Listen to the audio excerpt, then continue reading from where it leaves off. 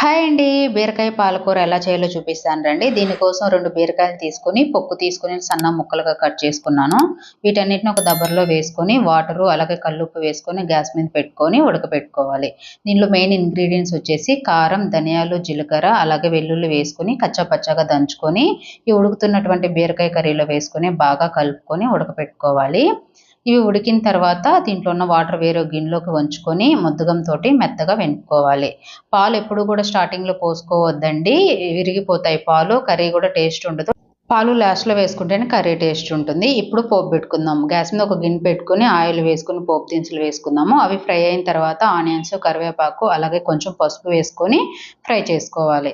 ఇవి ఫ్రై అయిన తర్వాత మనం ముందుగా ఎనుపుకున్నటువంటి బీరకాయ కర్రీని వేసుకొని బాగా కలుపుకొని ఇప్పుడు గోరువెచ్చకున్నటువంటి పాలు వేసుకోవాలండి. ఇప్పుడు వేస్తేనే టేస్ట్ బావుంటుంది.